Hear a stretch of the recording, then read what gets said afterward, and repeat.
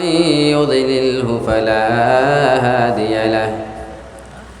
وأشهد أن لا إله إلا الله وحده لا شريك له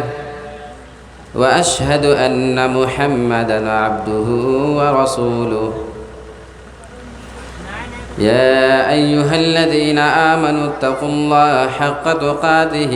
ولا تموتن إلا وأنتم مسلمون يا أيها الناس اتقوا ربكم الذي خلقكم من نفس واحدة وخلق منها زوجها وبث منهما رجالا كثيرا ونساء واتقوا الله الذي تساءلون به والأرحام إن الله كان عليكم رقيبا يا أيها الذين آمنوا اتقوا الله وقولوا قولا سديدا يصلح لكم أعمالكم ويغفر لكم ذنوبكم ومن يطع الله ورسوله فقد فاز فوزا عظيما أما بعد فإن خير الحديث كتاب الله وخير الهدي هدي محمد صلى الله عليه وسلم وشر الأمور محدثاتها وكل محدثة بدعة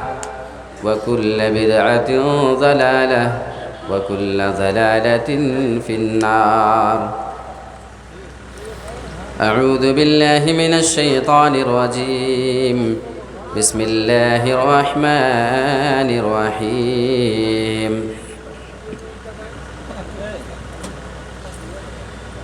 الله الذي خلقكم من ضعف ثم جعل من بعد ضعف قوة ثم جعل من بعد قوة ضعفا وشيبة يخلق ما يشاء وهو العليم القدير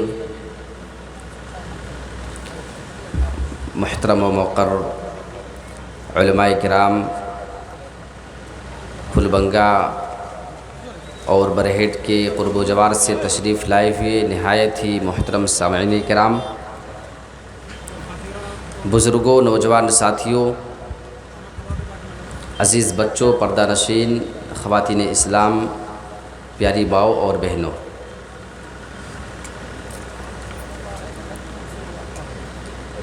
اس سے پہلے آپ نے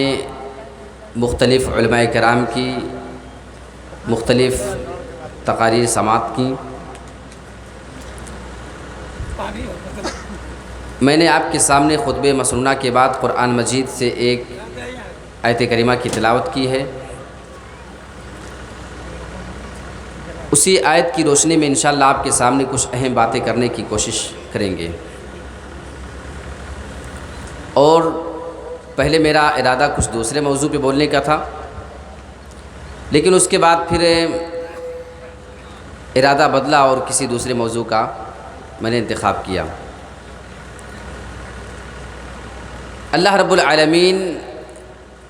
اس کائنات کا تن تنہا اکیلا پیدا کرنے والا ہے، اور اس کائنات کا اکیلا وہی خالق ہے اور وہی اس کا اکیلا رازق ہے۔ پوری دنیا میں جتنے بھی جاندار موجود ہیں، ہر ایک کی روزی اور روٹی کا ذمہ اللہ رب العالمین نے خود لے کر کے رکھا ہے۔ دنیا میں کوئی ایسا جاندار نہیں ہے جس کو اللہ رب العالمین اس کی روزی مہیا نہ کرتا ہو۔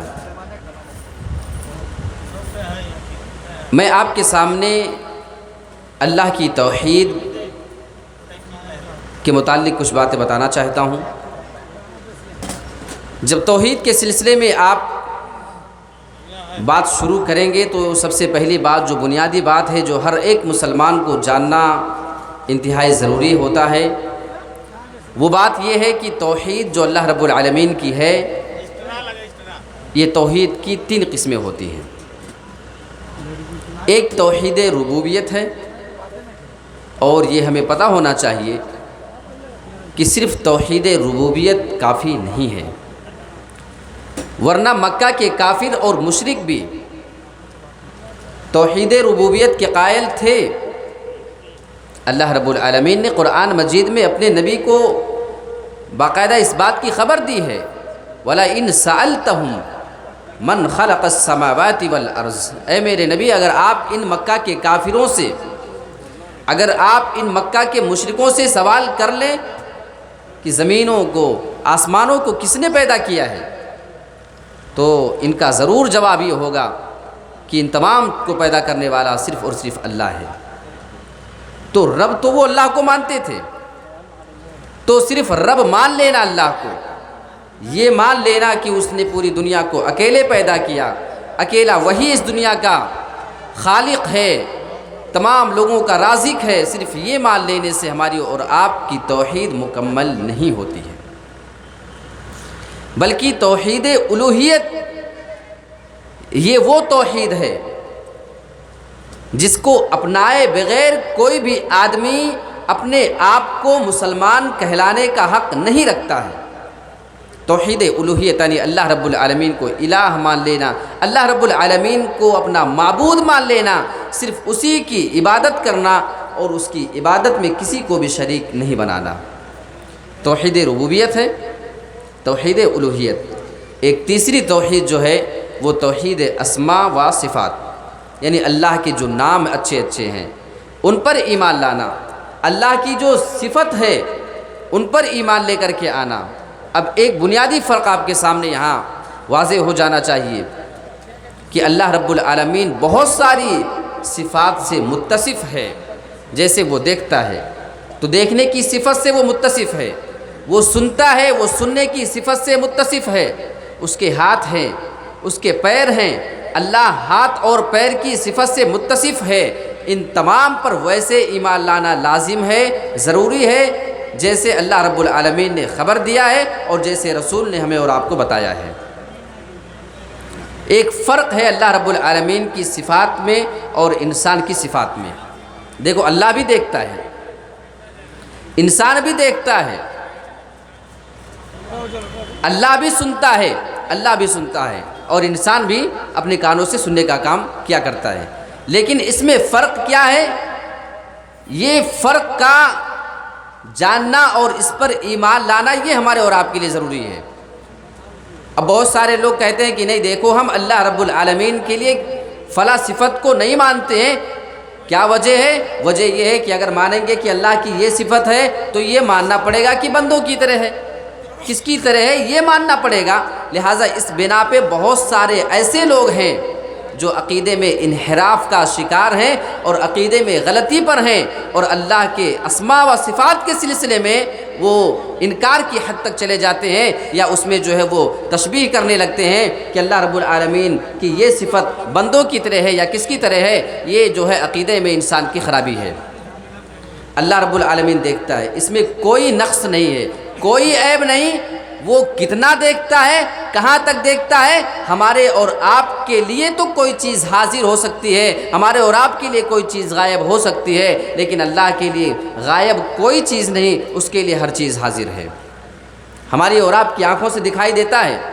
ہمیں آنکھ تو اللہ نے دیا ہے، لیکن ہمارے آنکھوں میں جو ہے وہ ایک کمی ہے، وہ ایک نقص ہے، ہماری آنکھوں سے کبھی کبھی دکھائی بھی دیتا ہے، کبھی کبھی ہماری آنکھوں سے نہیں بھی دکھائی دیتا ہے۔ اب یہ جو میں نے آپ کے سامنے بھی چشمہ لگایا ہوا ہے، کالا چشمہ،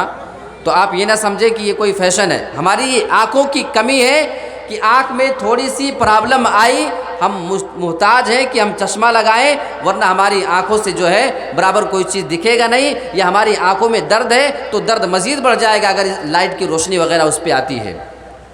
تو یہ ہماری آنکھوں کی کمی ہے۔ اللہ رب العالمین کی بھی آنکھیں ہیں، اللہ بھی دیکھتا ہے، لیکن تمام نقص سے، تمام عیب سے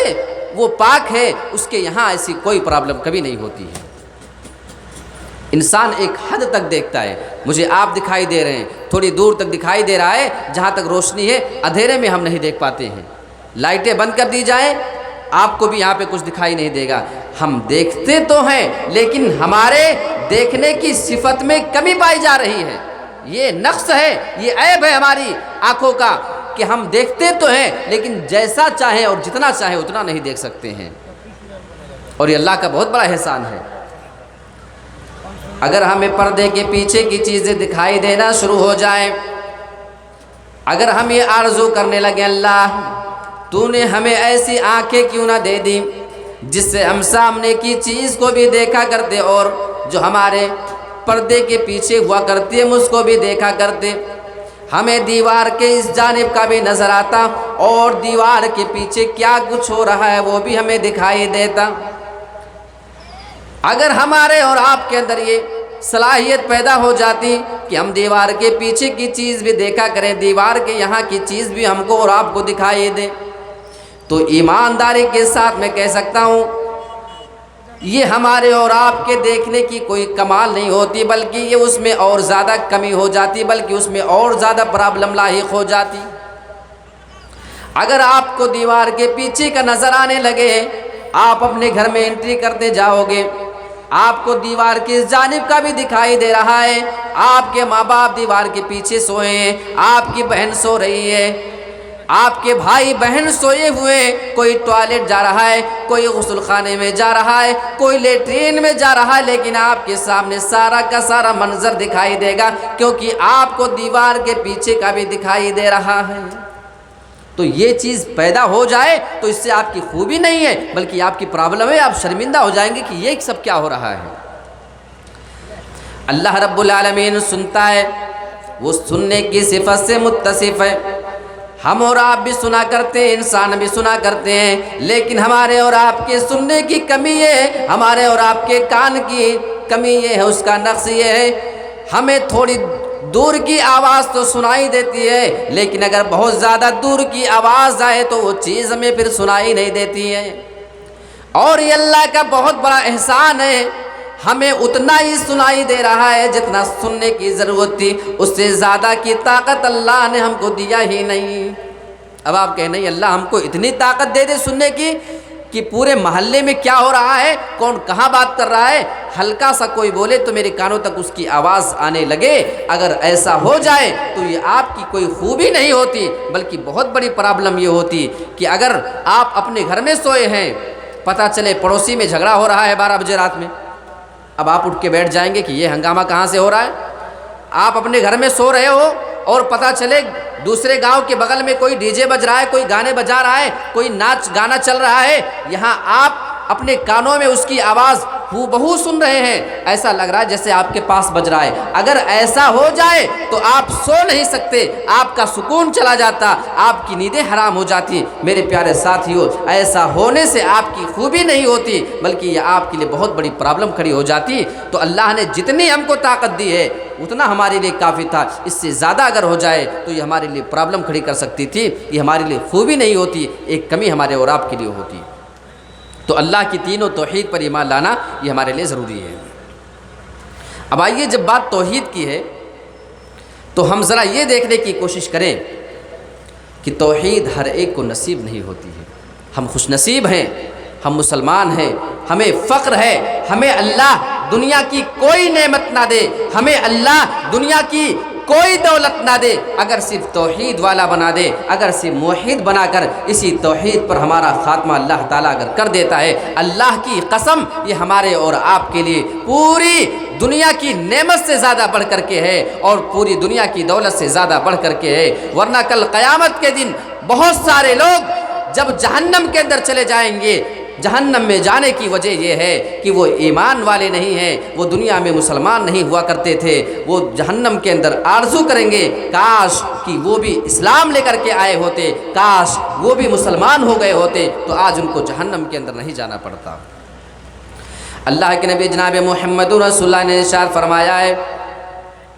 جب جنتی جنت کے اندر چلے جائیں گے اور جہنمی جہنم کے اندر چلے جائیں گے، بہت سارے ایسے مسلمان بھی ہوں گے جو خالص توحید والے ہیں، جنہوں نے اپنی توحید کے اندر کبھی کوئی ملاوٹ نہیں کیا ہے، کبھی انہوں نے اپنی توحید کے اندر شرک کی آمیزش نہیں کیا، شرک سے اپنے آپ کو بچا کر کے رکھا ہے۔ لیکن بہت سارے دنیا میں گناہ کے کام کرنے والے ہیں،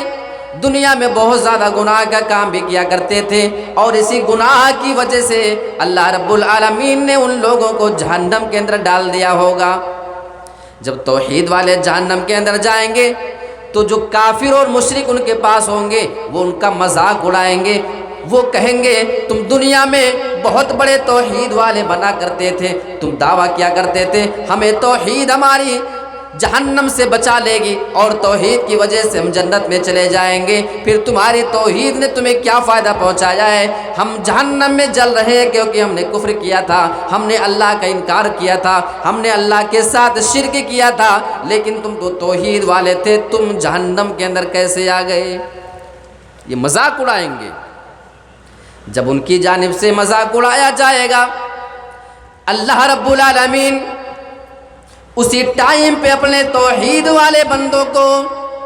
اپنے ان بندوں کو جو اللہ کی توحید میں کسی کو شریک نہیں بنایا کرتے تھے، اللہ تعالیٰ ان کو جہنم سے نکال کر کے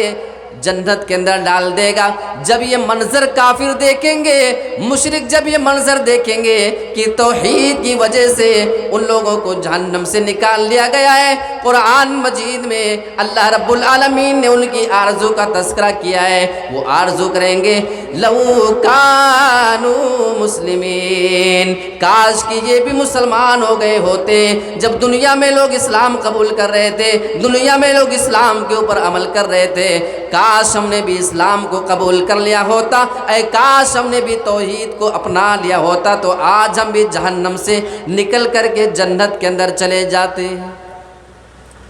لیکن توحید سب کے نصیب میں نہیں۔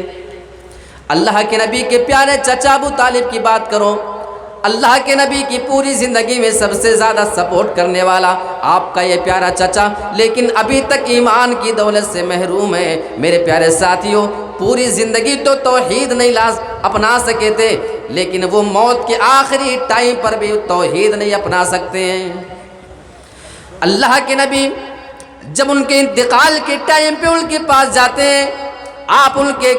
کان میں بار بار یہ بات کہہ رہے تھے، اے میرے پیارے چچا، آپ ایک بار اپنی زبان سے کلمہ لا الہ الا اللہ کہہ دیجئے، قل لا الہ الا اللہ۔ اے میرے پیارے چچا، آپ ایک بار اپنی زبان سے کلمہ توحید کا اقرار کر لیں۔ کلمتن، یہ ایک ایسا کلمہ ہے، آپ اپنی زبان سے ایک مرتبہ ادا کر دیں، اشہد لک بہا عند اللہ، میں اللہ رب العالمین سے آپ کے لیے سفارش کروں گا، میں اللہ رب العالمین سے آپ کے لیے سفارش کر لوں گا۔ اللہ کے نبی بار بار کلمے کی تلقین کر رہے تھے۔ ابو طالب اپنے بھتیجے کی بات کو سن رہے تھے، آپ جانتے تھے میرا بھتیجا جھوٹا نہیں ہے، میرا بھتیجا کبھی زندگی میں جھوٹ نہیں بولتا ہے، آپ کی باتیں سن رہے تھے میرے پیارے ساتھیوں۔ لیکن ابو طالب کے پاس اس ٹائم پہ ان کے دو برے دوست موجود تھے، ایک کا نام ہے ابو جہل اور دوسرے کا نام ہے عبداللہ بن ابو امیہ۔ یہاں اللہ کے نبی اسلام پیش کر رہے ہیں، کلمہ توحید کہنے کے لیے بار بار مخاطب کر رہے ہیں، لیکن وہ دو برے دوست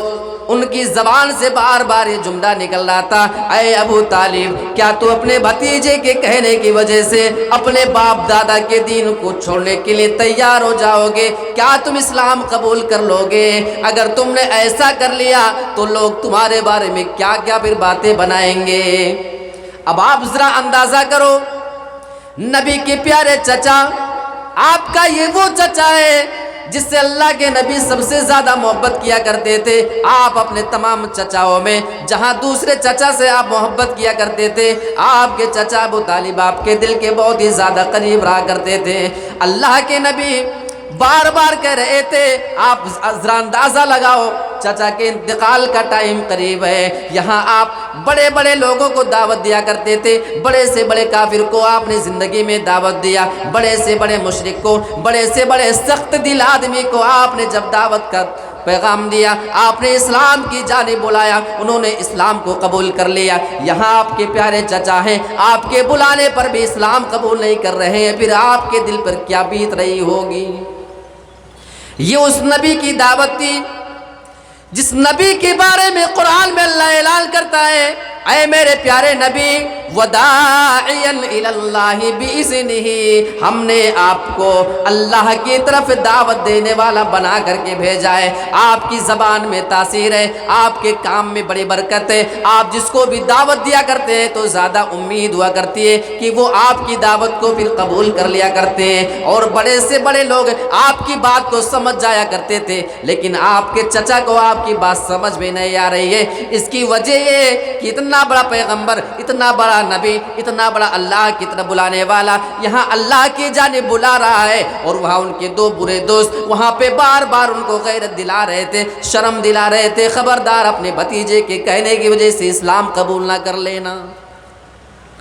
برے دوستوں کی بات غالب آتی ہے۔ انتقال کے ٹائم پہ جو ان کی زبان سے جملہ نکلا تھا وہ جملہ یہ تھا کہ میں اپنے باپ دادا کے دین پر مر رہا ہوں، میں اسلام کو قبول نہیں کر رہا ہوں۔ میرے پیارے ساتھیوں، اللہ کے نبی صلی اللہ علیہ وسلم سمجھ چکے تھے کہ برے دوست کا معاملہ کتنا خطرناک ہو سکتا ہے۔ اٹھاؤ ابو داؤد کی ایک روایت، اللہ کے نبی صلی اللہ علیہ وسلم نے کچھ الفاظ یوں دوستوں کے بارے میں ارشاد فرمائے ہیں: الرجل علی دین خلیلہ فلینظر احدکم من یخالل۔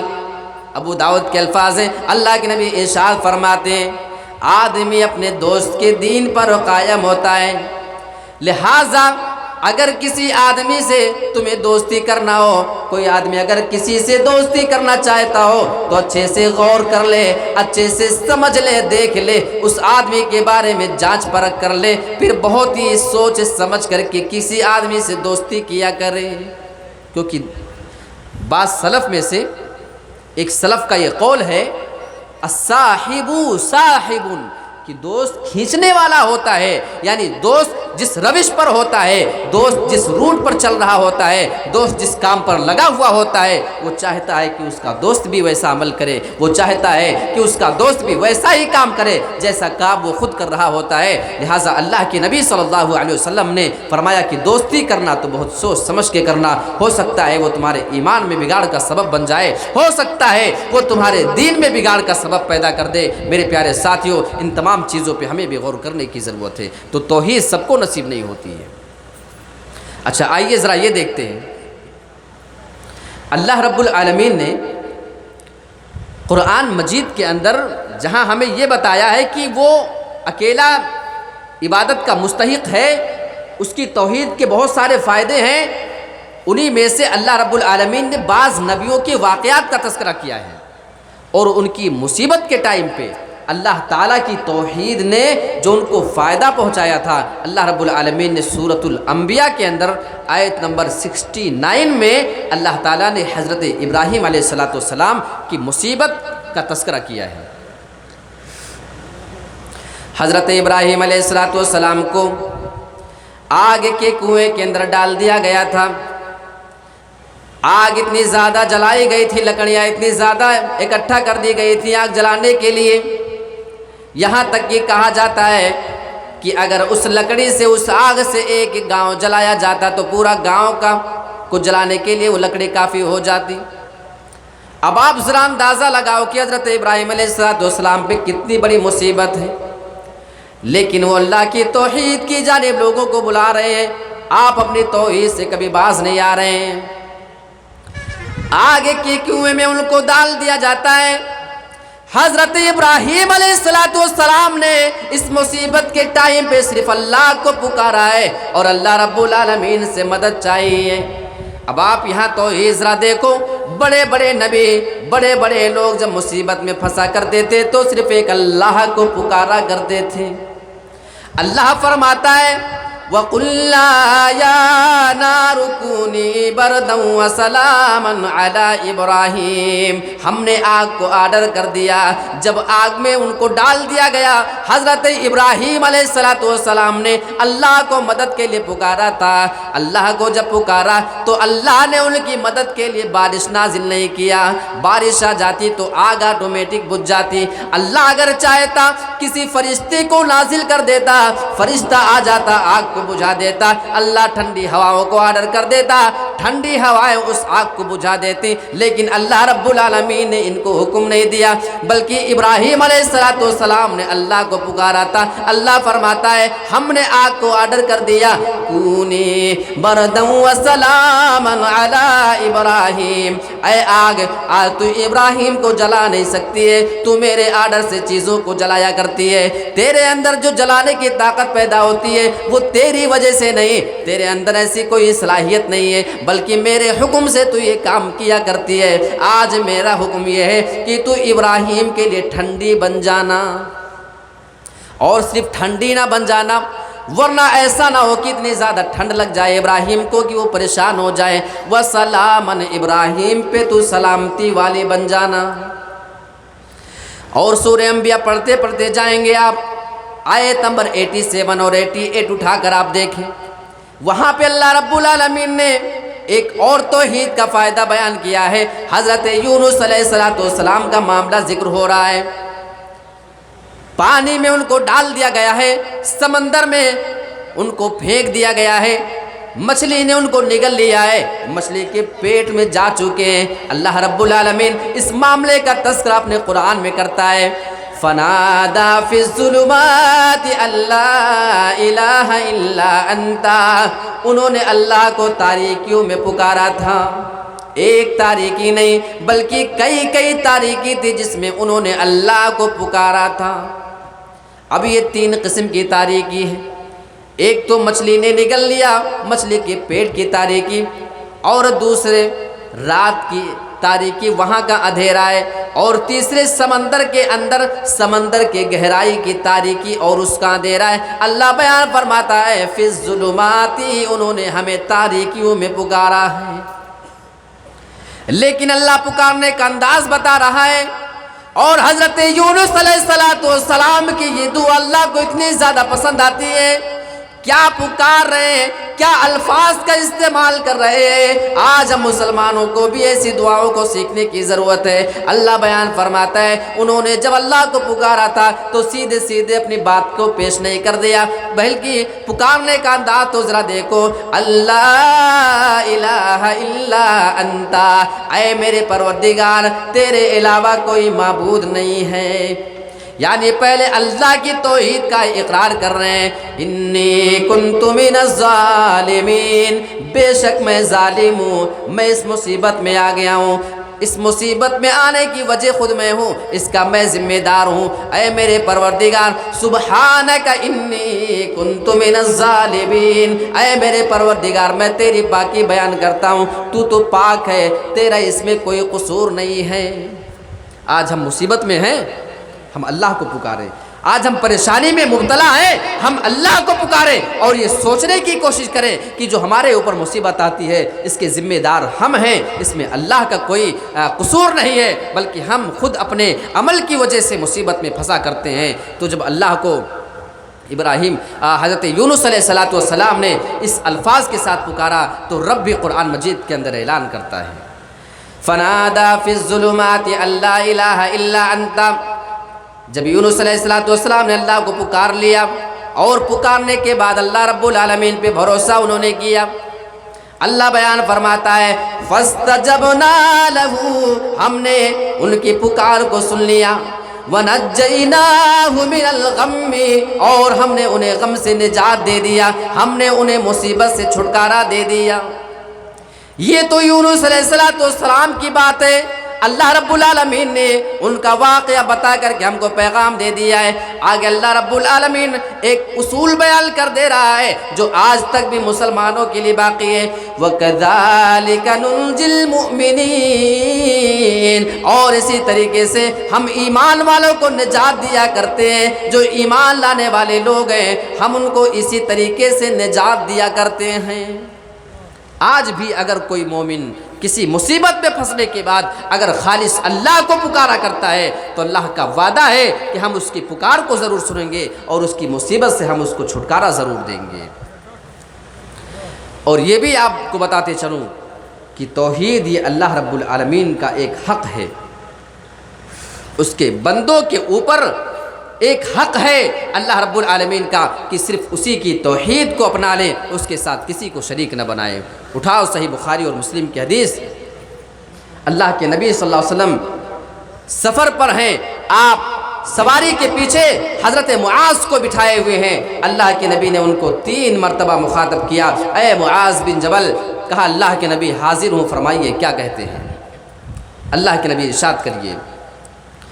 چوتھی مرتبہ میں اللہ کے نبی بیان فرماتے ہیں، اے معاذ حل تدری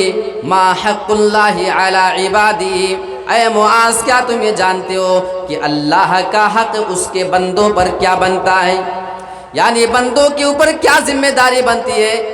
اللہ کے بارے میں بندوں کے اوپر کیا حق بن رہا ہے، کیا تم یہ بات جانتے ہو؟ جواب دیتے ہیں اللہ و رسول عالم، اللہ اور اس کے رسول زیادہ بہتر جانتے ہیں۔ جب انہوں نے یہ جواب دیا، اللہ کے نبی بیان فرماتے ہیں حق اللہ علی عبادہ ان یعبدوہ ولا یشرکوا بہ شیئا،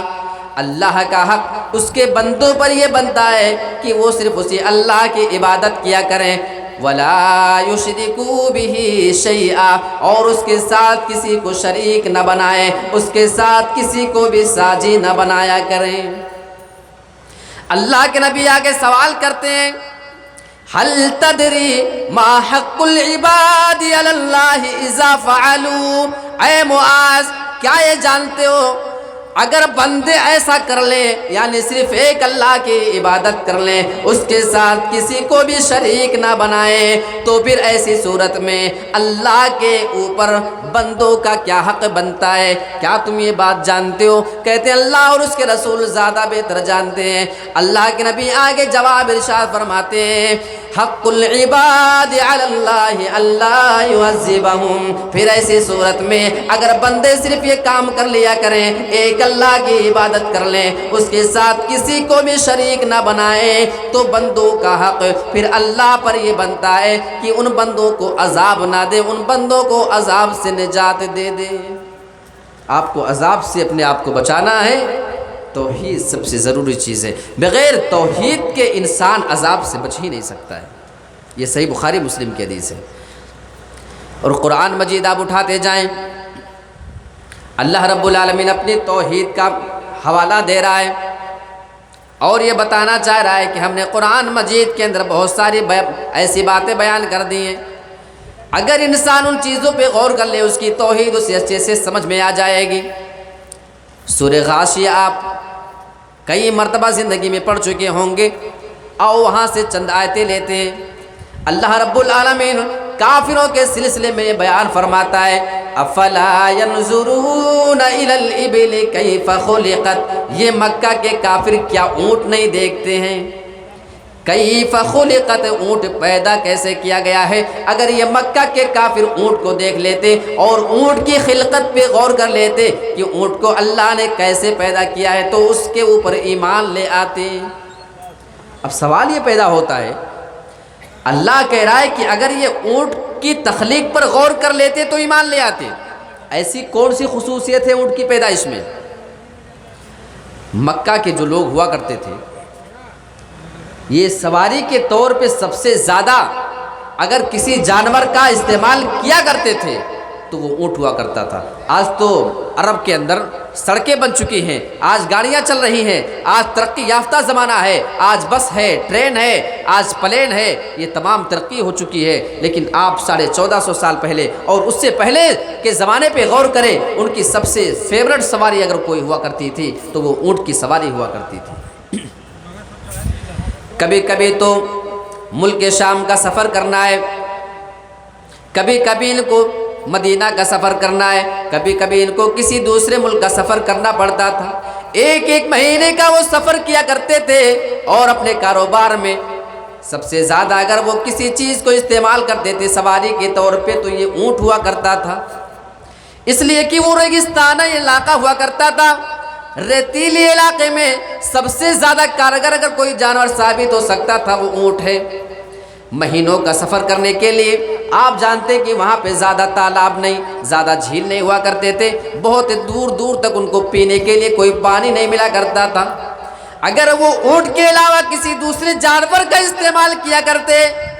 وہ گھوڑے کا استعمال کرتے، خچر کا استعمال کرتے، وہ گدھے کا استعمال کیا کرتے، اور مہینے مہینے کا سفر وہ کیا کرتے تھے، 15 20 دن کا ان کا سفر چلا کرتا تھا۔ میرے پیارے ساتھیوں، اگر وہ کسی دوسرے جانور کا استعمال کیا کرتے، جب وہ پینے کا پانی لے کر کے نکلا کرتے تھے، وہ اپنی ضرورت بھر کا پانی لے کر کے چلا کرتے تھے، اگر دوسرا کوئی جانور ہوتا وہ جانور ان کے پانی کو خود ہی پی جاتا، اگر جانور کو نہ پلاتے تو جانور پھر پیاس سے مر جاتا، ان کا سفر ختم ہو جاتا۔ لیکن جس سواری کا استعمال وہ کیا کرتے تھے، اللہ رب العالمین نے ان عرب والوں کے لیے اتنی زیادہ سہولت متعین کر دی تھی، اللہ نے ان کے لیے سہولت مہیا کر دیا تھا، یہ میں نے تمہیں اونٹ دے دیا ہے، جاؤ اس کے اوپر تم سفر کرو، ایک بار تم اسے پانی پلا دینا، ایک بار اگر پانی پی لیتا ہے تو اونٹ پھر 10 دن تک پیاس اس کو نہیں لگتی ہے، 10 دن کا پانی وہ ایک ساتھ پی لیا کرتا ہے۔ اور 10 دن کے بعد اگر اونٹ دوبارہ اگر اس کو پیاس کی ضرورت محسوس ہوتی ہے تو وہ جب پانی پی رہا ہوتا ہے، وہ پانی کو اپنے پیٹ کے اندر پھر جمع کر لیتا ہے، ایک تھیلی ایک جھلی ہوتی ہے اسی میں جمع کر لیا کرتا ہے، 10 دن کا ایکسٹرا پانی وہ جمع کر لیتا ہے۔ اب اگر 10 دن کے بعد اس کو پیاس لگے گی تو 10 دن تک اس سے کافی ہو جائے گا، پانی پیتا رہے گا، یہ 20 دن ہو چکا۔ لیکن وہ اس سے لمبا بھی سفر کیا کرتے تھے، اگر اس سے زیادہ تمہیں سفر کرنا ہے، 1 ہفتے تک اور ان کو پانی نہ ملے، اگر اپنے جانور کو پلانے کے لیے پانی نہ ملے، تب بھی اللہ رب العالمین نے اونٹ کو ایسا عجیب و غریب جانور بنایا ہے۔ اللہ رب العالمین قرآن میں کہتا ہے افلا ينظرون الى الابل كيف خلقت، یہ مکہ کے کافر کیا اونٹ نہیں دیکھا کرتے ہیں، اونٹ پہ سواریاں تو کیا کرتے ہیں، کیا یہ اونٹ کی خلقت پہ غور نہیں کرتے ہیں کہ اللہ رب العالمین نے اسے کتنا عجیب و غریب جانور بنا دیا ہے۔ 20 دن کے بعد اگر اسے پیاس لگ جائے، اب اس کی ضرورت کہاں سے پوری ہو، ابھی بھی اس کو اگر پینے کے لیے پانی نہ ملے۔ آپ نے دیکھا ہوگا اونٹ کی پیٹھ کے اوپر جو ابھرا ہوا جو حصہ ہوتا ہے اس کا کوہان، وہ چربی ہوتا ہے۔ تحقیق یہ بتاتی ہے کہ اگر 20 دن کے بعد اونٹ کو پانی نہیں ملتا ہے تو یہ جو چربی ہے نا، اس کے لیے پگھل کر کے پانی کی کمی پورا کرتی ہے اور اس کے لیے پانی کا کام کر دیا کرتی ہے، وہ پیاس کی وجہ سے مرے گا نہیں، تقریباً 1 ہفتہ۔ تو 10 دن کا پانی پی لیا، اب 10 دن کا ایکسٹرا جمع کر کے رکھا ہے 20، اور کم سے کم 1 ہفتہ 7 سے 8 دن تک، تو کتنے دن ہو گئے، 27 سے 28 دن تک اس کو اگر پانی نہ ملے چل سکتا ہے۔ اللہ بیان فرماتا ہے اے مکہ کے کافروں، تم روزانہ اسی پہ سواری کیا کرتے ہو، ایک بار اگر اس کی خلقت پہ غور کر لیتے کہ اس عجیب و غریب جانور کو تمہارے لیے بنانے والا کون ہے تو اس کے اوپر تم ایمان لے آتے۔ اللہ رب العالمین نے دلیل دی ہے۔ آپ قرآن مجید میں سورہ واقعہ پڑھیے، اللہ نے یہاں پہ اپنی توحید کی 4 دلیلیں پیش کی ہیں، آئیے ذرا ایک طرف سے اس کو دیکھ لیتے ہیں۔ افرأیتم ما تمنون اانتم تخلقونہ ام نحن الخالقون، اے میرے بندو ذرا یہ بتاؤ، تم جو منی ٹپکایا کرتے ہو، تم اپنی بیویوں سے ملا کرتے ہو، تم منی ٹپکایا کرتے ہو، تمہارا کام صرف اتنا ہے، تم منی ٹپکا کر کے چلے جایا کرتے ہو۔ اَأَنْتُمْ تَخْلُقُونَهُ أَمْ نَحْنُ الْخَالِقُونَ، منی ٹپکانے کے بعد اس سے انسان تم پیدا کرتے ہو یا اس کو ہم پیدا کرنے والے ہیں۔ یہاں اللہ پہلی دلیل دے رہا ہے کہ یہ کام تمہارا تھا، وہ تم نے کر دیا، اس کے بعد آگے کا جو مرحلہ ہے تم انسان بناتے ہو، اندر کیا ہو رہا ہے، کیسے ہو رہا ہے، کیا سسٹم بننا چاہیے، کس طریقے سے آگے کا مرحلہ ہونا چاہیے، اس کو تم کرتے ہو یا ہم کرتے ہیں۔ اللہ یہ اپنی پہلی دلیل دے رہا ہے توحید کی۔ دوسری دلیل اللہ کھیتی کے بارے میں دے رہا ہے، کھیتیاں پیدا کرتے ہو، بیج ڈال دیتے ہو، آپ نے بیج ڈال دیا، اللہ کے سہارے چھوڑ دیا، اب اس سے دانہ اگانا، اس سے فصلیں پیدا کرنا، اس سے ہمارے لیے اناج پیدا کرنا، یہ اللہ کا کام ہے۔ اللہ نے دلیل کے طور پہ اس کو پیش کیا ہے۔ افرأیتم ما تحرثون، اے میرے بندو ذرا یہ بتاؤ، تم جو کھیتیاں کیا کرتے ہو، اانتم تزرعونہ ام نحن الزارعون، تم کھیتیوں میں فصلیں اگایا کرتے ہو، ام نحن الزارعون، یا اس کو اگانے والے ہم ہیں۔ یہ دوسری دلیل۔ تیسری دلیل اللہ پانی کے بارے میں دے رہا ہے، اگر پانی نہ ہو تو انسان زندہ نہیں رہ سکتا ہے، یہ دنیا مانتی ہے۔ اللہ رب العالمین نے پانی کو دلیل کے طور پہ پیش کیا اپنی توحید کے لیے۔ افرأیتم الماء الذی تشربون، اے میرے بندو ذرا یہ تو بتاؤ، تم جو پانی پیا کرتے ہو، یہ صاف و شفاف پانی، یہ میٹھا پانی جس کو تم پیا کرتے ہو، اَأَنتُمْ أَنزَلْتُمُوهُ مِنَ الْمُزْلِ أَمْ نَحْنُ الْمُنزِلُونَ، اے میرے بندو یہ پانی جو تم پیا کرتے ہو، ذرا یہ تو بتاؤ اس پانی کو آسمان سے کون نازل کرتا ہے؟ اس کو آسمان سے تم نازل کرتے ہو، ام نحن المنزلون، یا اسے ہم نازل کرنے والے ہیں؟ ظاہر سی بات ہے، اس کا جواب یہ ہے کہ اللہ ان تمام کام کو کرنے والا صرف اور صرف تیری ذات ہے۔ اللہ چوتھی دلیل دے رہا ہے،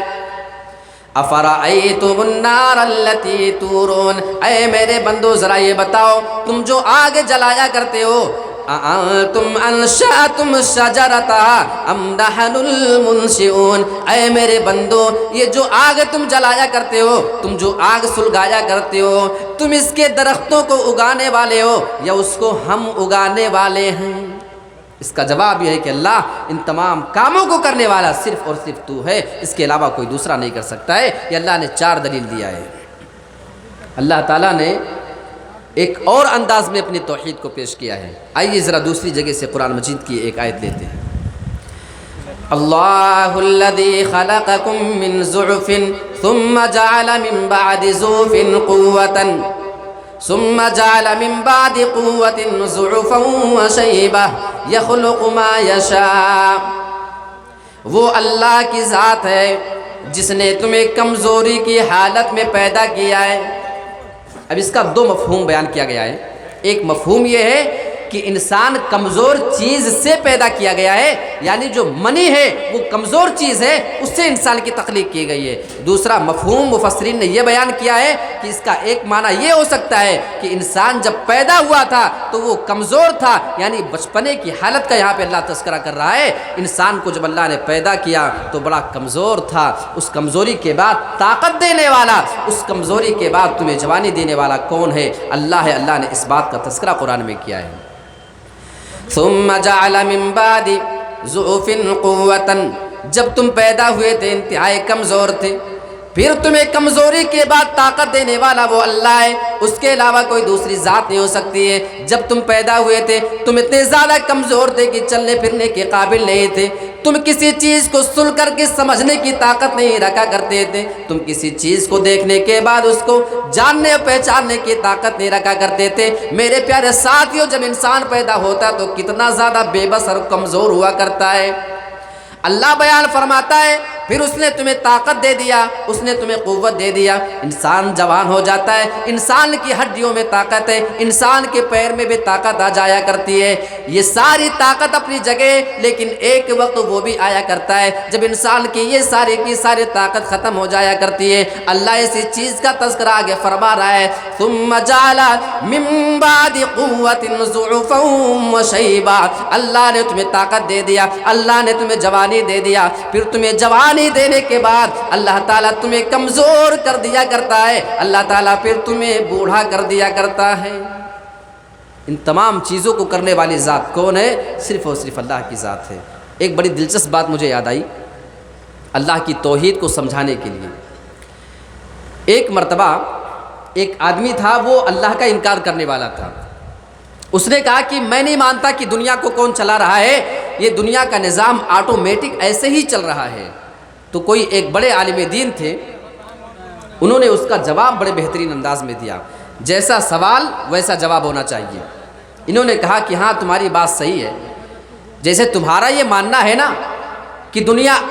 خود سے چل رہی ہے، اس کا کوئی چلانے والا نہیں، سب کام ایسے ہو رہا ہے اپنے حساب سے، تو میں نے بھی ایک ایسا منظر اپنی آنکھوں سے بھی ایک مرتبہ دیکھا تھا۔ اس نے کہا وہ کیا؟ بتاؤ ذرا۔ تو انہوں نے ذکر کیا کہ ایک مرتبہ میں سمندر کے کنارے کھڑا ہوا تھا،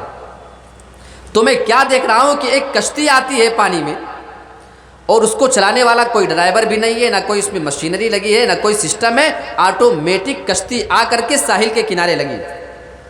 اس میں کچھ سامان لوڈ تھا،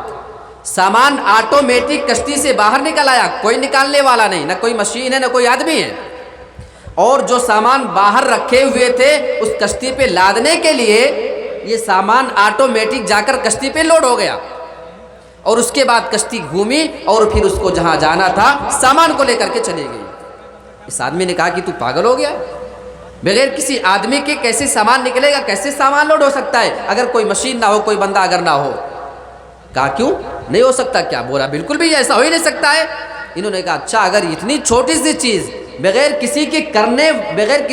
کرنے والے کے اگر نہیں ہو سکتا ہے تو یہ پوری دنیا کا نظام، یہ سورج نکل رہا ہے، یہ سورج ڈوب رہا ہے، یہ چاند نکلتا ہے اور اسی طریقے سے پھر آتا ہے جاتا ہے، تو کیا یہ بغیر کسی مدبر کے ہے؟ کیا بغیر کسی چلانے والے کے؟ اگر ایک کشتی کسی چلانے والے کے بغیر نہیں چل سکتی ہے، اگر محتاج ہے تو اس پوری کائنات کو بھی تو چلانے والا کوئی ہے۔ اگر تم یہ ماننے کو تیار ہو کہ اگر اس کشتی کے بارے میں کہتا ہوں کہ اس کو کوئی چلانے والا نہیں، اور تم اگر اس کا انکار کرتے ہو تو یہ تمہارے عقل میں کہاں سے بات آتی ہے کہ دنیا آٹومیٹک چل رہی ہے؟ اور اللہ رب العالمین نے تو سورہ یونس کے اندر باقاعدہ سورج اور چاند کے سلسلے میں بیان کر کے اپنی توحید کا تذکرہ کیا ہے۔ ابھی توحید کے بارے میں جب آپ بات کریں گے تو آپ ہمارے بہت سارے ایسے بھائی ہیں جن کی آپ باتیں سنیں تو لگتا ہے کہ مذاق خیز باتیں۔ پہلے قرآن مجید کی آیتیں دیکھیں گے، اس کے بعد ان کی باتیں۔ وَالشَّمْسُ تَجْرِي لِمُسْتَقَرٍّ لَهَا، سورج اسی جگہ پہ چلتا رہتا ہے جو اس کے لیے جگہ متعین کر دی گئی ہے، جو اس کے لیے راستہ بنا دیا گیا اسی پہ وہ چلتے رہتا ہے۔ ذَلِكَ تَقْدِيرُ الْعَزِيزِ الْعَلِيمِ، اور یہ اپنے آپ نہیں ہو رہا ہے، سورج کا چلنا اور نکلنا اپنے آپ نہیں ہے، اللہ بیان فرماتا ہے یہ غالب اور جاننے والے کا اندازہ ہے، اسی کے حساب سے چل رہا ہے۔ سورج کو اللہ رب العالمین نے اس کے مدار پہ مکلف کر دیا ہے، اسی پہ چلنا ہے اور اسی راستے پہ روزانہ وہ چلتے رہتا ہے۔ میرے پیارے ساتھیوں، یہ سورج روزانہ اپنی جگہ سے نکلتا ہے اور اپنی جگہ پہ جا کر کے ڈوبا کرتا ہے۔ اور آگے اللہ چاند کا تذکرہ فرما رہا ہے وَالْقَمَرَ قَدَّرْنَاهُ مَنَازِلَ، اور ہم نے چاند کی بھی منزلیں متعین کر دی ہیں۔ چاند کی ٹوٹل 28 منزلیں ہیں۔ جیسے چاند ایک دن میں جو ہے ایک منزل طے کرتا ہے، 28 منزلیں ہیں اس کے، اور ایک دن میں ایک منزل طے کرتا ہے، آج ایک منزل پھر دوسری منزل تیسری، 28 دن میں چاند 28 منزلیں طے کرتا ہے، اور وہ 28 منزلیں طے کرنے کے بعد 28 دن کے بعد پھر وہ غائب ہو جاتا ہے، اس کے بعد پھر وہ نکلتا ہے۔ اب کبھی غائب ہونے کے ایک دن کے بعد نکلتا ہے یا پھر وہ 2 دن کے بعد نکلتا ہے۔ اگر غائب ہونے کے ایک دن کے بعد نکلے گا تو جیسے 28 منزلوں کو طے کیا تو 28 دن ہو گئے، غائب ہو کے ایک دن کے بعد نکلا تو مہینہ 29 کا عربی کا، اور اگر 2 دن کے بعد نکلا تو مہینہ 30 کا ہوتا ہے۔ یہی حساب ہوتا ہے عربی مہینے میں، یا تو 30 دن ہوتے یا 29 یا پھر 30، نہ 28 ہوتا ہے اور نہ پھر اس میں 30 سے زیادہ ہوتا ہے۔ یہ اللہ رب العالمین نے چاند کی منزلیں متعین کر دی ہیں۔ سورج جب سے نکل رہا ہے ویسے چل رہا ہے، ڈوب رہا ہے، چاند کے اللہ نے جو منزل مقرر کر دی ہے آج تک اس میں کوئی تبدیلی نہیں، آج تک کبھی سورج اپنا راستہ نہیں بھولا، آج تک کبھی چاند کو کسی قسم کی پریشانی کا سامنا نہیں کرنا پڑا۔ میرے پیارے ساتھیوں، آج انسان کی ٹیکنالوجی ہے، فلائٹیں اڑ رہی ہیں، میزائلیں داغی جاتی ہیں، راکٹ چلائی جاتی ہے، لیکن ہاں ان تمام چیزوں میں کمی یہ ہے کہ کبھی کبھی اس میں پرابلم آ جاتی ہے، اس میں ریپیئرنگ کی ضرورت پڑتی ہے، اس میں تیل ڈالنے کی ضرورت پڑتی ہے، لیکن اللہ تیری توحید پر ہم قربان جائیں، تو نے سورج کو بنا دیا، جب سے تو نے بنایا، جب سے وہ چل رہا ہے، جب سے نکل رہا ہے، جب سے ڈوب رہا ہے، مسلسل اپنا کام کر رہا ہے، آج تک کبھی کسی ریپیئرنگ کی ضرورت نہیں پڑی، آج تک کسی تیل اور پانی کی ضرورت نہیں پڑی۔ آج لوگ فلائٹیں چلا رہے ہیں، کبھی کبھی فلائٹ اپنے رڈار سے دور نکل جاتی ہے اور جو ان کا سسٹم ہے اس سے باہر چلی جاتی ہے، تو فلائٹ کہاں چلی جاتی ہے، کہاں غائب ہو جاتی ہے، انسان کو پتہ ہی نہیں چلتا ہے، انسان کی مشین میں وہ دکھائی نہیں دیتی ہے، کبھی کبھی فلائٹ غائب ہو جایا کرتی ہیں۔ میرے پیارے ساتھیوں، یہ انسان کی ٹیکنالوجی ہے، اس میں تو کمی آ سکتی ہے، لیکن رب کعبہ کی قسم، اللہ رب العالمین کی بنائی ہوئی یہ چیزیں جب سے چل رہی ہیں آج تک کسی نے نہیں دیکھا ہوگا کہ کبھی سورج نکلنا بھول گیا ہو، کبھی چاند نکلنا بھول گیا ہو، یا کبھی کوئی پرابلم آ گئی، کبھی کوئی دقت ہو گئی ہو، یا کوئی اپنا راستہ بھول جائے۔ ہاں کبھی کبھی فلائٹیں چل رہی ہوتی ہے، کبھی کبھی ہوا میں آسمان کے بیچ میں، زمین آسمان کے بیچ میں آپس میں ٹکراؤ ہو جایا کرتا ہے، کیونکہ انسان کی ٹیکنالوجی میں مسٹیک تو ہو سکتا ہے، لیکن رب کی بنائی ہوئے یہ لاکھوں کہکشاؤں میں، یہ لاکھوں سیاروں میں آج تک کبھی کوئی ٹکراؤ نہیں ہو رہا ہے، جیسے اللہ نے متعین کر دیا ہے وَكُلٌّ فِي فَلَكٍ يَسْبَحُونَ۔ ہر کوئی اپنے ہر کوئی فلک میں، آسمان میں جو اس کا مدار ہے اس میں ہر کوئی تیر رہا ہے۔ میرے پیارے ساتھیوں، آؤ قرآن پڑھو، اپنا عقیدہ صحیح کرنے کی ضرورت ہے۔ ایک مرتبہ غوث اعظم صاحب کے بارے میں ایک مولوی فضیلت بیان کر رہا ہے کہ ایک بڑا نوجوان خوبصورت آیا اور تھوڑی دیر باتیں کیا اور باتیں کرنے کے بعد چلا گیا۔ سوال کرنے والے نے سوال کیا کہ پیر صاحب یہ کون نوجوان تھا، اتنا خوبصورت نوجوان آپ کے پاس کیا کر رہا تھا؟ انہوں نے کہا جانتے ہو یہ کون تھا؟ یہ چاند تھا۔ کون تھا؟ یہ چاند تھا جو میرے پاس اجازت مانگنے آیا تھا کہ کل نکلنا ہے یا پرسوں نکلنا ہے، یعنی 29 کے بعد نکلنا ہے یا 30 کے بعد نکلنا ہے، یہ اجازت مانگنے آیا تھا۔ میرے پیارے ساتھیوں، رب کی توحید کے ساتھ یہ اس طریقے کی لایانی باتیں کرنے والوں کو قرآن مجید کی روشنی میں اپنے عقیدے کو صحیح کرنے کی ضرورت ہے، اور یہی غوث اعظم کے بارے میں لوگوں کا عقیدہ، اور باقاعدہ اسٹیج سے جب وہ چیزیں بیان ہوتی ہیں تو پیچھے سے سبحان اللہ نعرے تکبیر کی آوازیں بلند ہوا کرتی ہیں۔ میرے پیارے ساتھیوں، واقعہ یوں بیان کیا جاتا ہے کہ غوث اعظم صاحب کے دھوبی کا انتقال ہو گیا۔ اب قبر کے اندر فرشتے حساب لینے آئے، بتا تیرا رب کون؟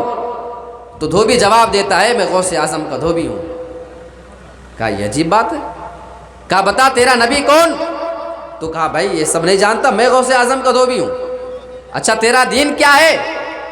میں غوث اعظم کا دھوبی ہوں۔ عجیب بات ہے، یہ کیا ساری بکواس کر رہے ہو؟ اب اتنے میں پیر صاحب ناراض ہو گئے فرشتے کے اوپر۔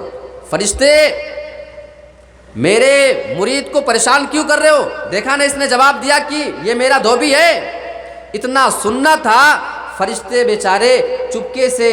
مسکرائے اور اس کے بعد مسکرا کر کے قبر سے چلے گئے، اس کا حساب ہی نہیں لیا، اس لیے کہ غوث اعظم کا دھوبی ہے۔ میرے پیارے ساتھیوں، یہ واقعات بتا کے میں نہیں سمجھتا کہ یہ اپنے پیروں کی خوبی بیان کر رہے ہیں یا اپنے پیروں کی کمیاں بیان کر رہے ہیں۔ کیا ایک پیر کا میں آپ کو حقیقت بتاؤں جو ان کے پیری اور مریدی کا معاملہ ہوتا ہے۔ ایک پیر صاحب سوئے ہوئے ہیں بڑے دوپہر میں کھا کے ہوئی قیلولے کے لیے،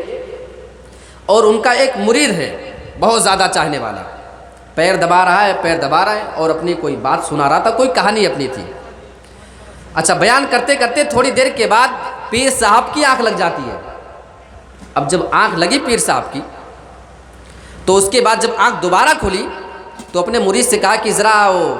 کیا بتائے، میں پوری بات نہیں سن سکا، تھوڑا سا ریپیٹ کرو، پچھلی تھوڑی سی بات بیان کرو، اس کے بعد مجھے پورا سمجھ میں آئے گا۔ تو اس نے کہا کیوں پیر صاحب، میں تو سب ٹھیک سے ہی بولنے جا رہا ہوں، ساری ترتیب سے بتایا ہوں۔ پیر صاحب نے کہا ٹھیک ہے تم صحیح بتا رہے تھے، لیکن میری ہی آنکھ لگ گئی تھی اور جب میں سو گیا تو میں تمہاری بات نہیں سن سکا۔ اس نے کہا کیا آپ سو گئے تو میری بات آپ نے نہیں سنی؟ کہا نہیں بھائی، سو گیا تو کیسے سنوں گا۔ اب یہ اسی ٹائم پہ وہاں سے اٹھا اور بولا کہ بھائی میں معافی چاہتا ہوں، آپ کی پیری اور مریدی آپ کو مبارک ہو۔ بولے یہ کیا ہو گیا؟ بولے جب آپ کی آنکھ لگ گئی تھوڑی دیر کے لیے اور آپ میری بات نہیں سن سکے، اور یہاں میں تو اس امید میں پڑا ہوا ہوں اور اس امید میں آپ کے ہاتھ دباتا ہوں، پیر دباتا ہوں، آپ کی پیری مریدی کے چکر میں پھنسا ہوا ہوں کہ آپ مرنے کے بعد جب قبر میں جائیں گے تو اللہ سے ہمارے لیے سفارش کریں گے، آپ قبر میں ہمارے لیے کام آئیں گے، ہماری باتیں سنیں گے۔ میں اس امید میں پھنسا ہوا ہوں اور آپ کی آنکھ لگ گئی، آپ میری بات نہیں سن سکے۔ عجیب و غریب باتیں ہیں۔ نکل کے بھاگا اور پیر صاحب دوڑائے، رکو رکو کہاں جا رہے ہو، ایسی بات نہیں ہے، لیکن بھاگا وہ چھوڑ چھاڑ کر کے۔ میرے پیارے ساتھیوں، تو اس طریقے کے بھی واقعات ہوا کرتے ہیں۔ آئیے انسان کو اپنی توحید کو صحیح کرنے کی ضرورت ہے۔ ہمارے شیخ محترم آ چکے ہیں، ہماری جو اس لسٹ کے آخری خطیب فضیلت الشیخ عبدالعلیم جلیلی المدنی حفظہ اللہ، ان کا بھی خطاب ہمیں اور آپ کو سننا ہے، اور اس کے بعد پھر مجھے اور شیخ کو بالکل یہاں سے فوراً ان کی تقریر کے بعد جو ہے اسٹیشن نکل جانا ہے اور یو پی کا سفر کرنا ہے۔ اللہ رب العالمین سے دعا کرتے ہیں کہ پروردگار ہم تمام لوگوں کو کہی گئی تمام باتوں پہ عمل کرنے کی پوری توفیق عطا فرما، آمین۔ وآخر دعوانا ان الحمد للہ رب العالمین، والسلام علیکم ورحمۃ اللہ وبرکاتہ۔